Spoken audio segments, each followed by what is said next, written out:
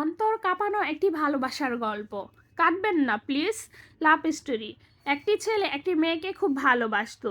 একদিন মেয়েটা ছেলেটাকে ছেড়ে চলে যায়। কিছুদিন পর দেখা গেল মেয়েটিকে অন্য একটি ছেলের সাথে রিস্কা করে ঘুরে বেড়াচ্ছে। অতপর পূর্বের ছেলেটি ক্ষিপ্ত হয়ে মেয়েটার বাসায় আসে।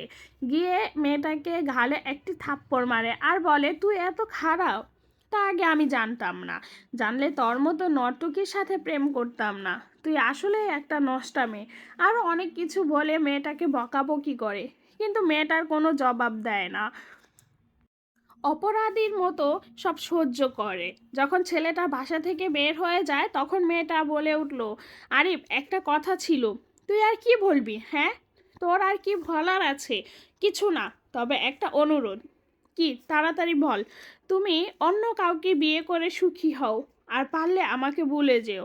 আর তোর মতো বাজারের মেয়েকে তো আমি তখনই ভুলে গিয়েছি যখন দেখেছি তুই রিস্কা করে অন্য একটি ছেলের সাথে ঘুরে বেড়াচ্ছিস। কথাগুলো বলে ছেলেটা চলে গেল।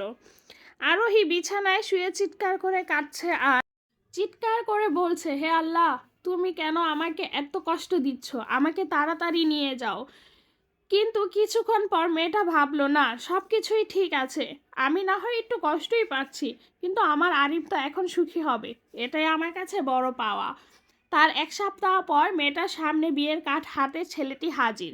আরোহী, আমি আগামী শুক্রবার বিয়ে করেছি যাচ্ছি।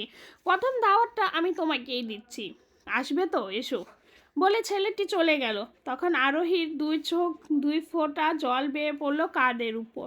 মেয়েটা উপরের দিকে তাকিয়ে বলছে, হে আল্লাহ, আমি আর পারছি না। আমি নিজের চোখে আরিফের বিয়ে দেখতে পারবো না।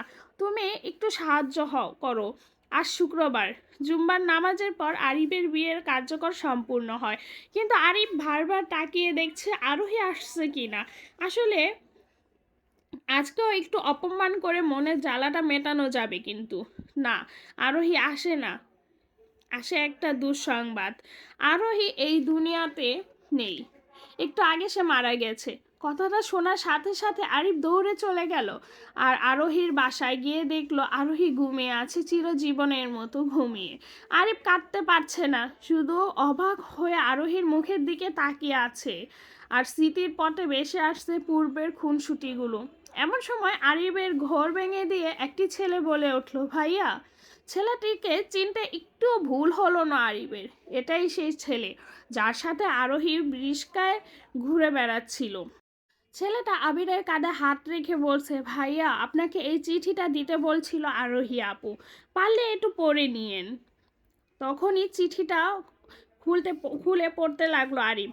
জানি তুমি অবাক হবে, কারণ যে ছেলেটা তোমাকে চিঠি দিয়েছে সে আর কেউ না, আমার ছোট ভাই, আমার মামাতো ভাই। কি করব বলো? আমি তো আর জানতাম না আমার শরীরে মরণবেদী ক্যান্সার আছে। জানলে কখনোই তোমার সাথে প্রেম করতাম না। যখন জানলাম আমি ক্যান্সারের রুগী, তখন আমার পায়ের নিচ থেকে মাটি সরে গিয়েছিল। সিদ্ধান্ত নিলাম তোমার থেকে যে করেই হোক দূরে সরতে হবে আমার, না হলে তুমি সুখী হতে পারবে না। যখন তুমি আমাকে ঘৃণা করো আমার খুব ভালো লাগে, কিন্তু একটা কষ্ট কি জানো? যখন তুমি আমাকে নষ্টা নর্তকী বাজারের মেয়ে বলেছিল তখন সত্যি খুব খারাপ লাগছিল। আমি কি আসলে এমনই? যাই হোক, আজকে প্রশ্নবৃদ্ধি করতে চাই না তোমাকে। শুধু একটাই অনুরোধ, আমাকে যদি সত্যি করে একটু ভালোবাসে থাকো, তবে সেই ভালোবাসার কসম তুমি বিয়ে করে সুখে সংসার করো। আমি সব সময় তোমাকে সুখে দেখতে চাই। আর এটাই তোমার কাছে আমার শেষ চাওয়া। চিঠিটা শেষ হওয়ার সাথে সাথে চিঠিটা পুরো পৃষ্ঠা ভিজে গেল। যাই হোক, মাঝে মধ্যে আমরা না চাইতো এমন কিছু কিছু ঘটনা আমাদের মাঝে ঘটে যায়, যেগুলো আমাদের হাতে কিছুই করার থাকে না। ভিডিওটি যদি ভালো লাগে এবং গল্পটা যদি ভালো লাগে, লাইক, কমেন্ট আর শেয়ার করে দিবেন। আর আজকের ভিডিওতে ছিল গল্পের পাশাপাশি ছিল ধনেপাতার চাটনি আর চাপটি। এটা কার কার ভালো লাগে আমাকে কমেন্ট করে বলবেন। আর এই যে দিয়ে দিলাম, এখন খেতে খেতে আপনাদের কাছ থেকেও বিদায় নেই। সবাই ভালো থাকেন, সুস্থ থাকেন। আল্লাহ হাফেজ, আসসালামু আলাইকুম।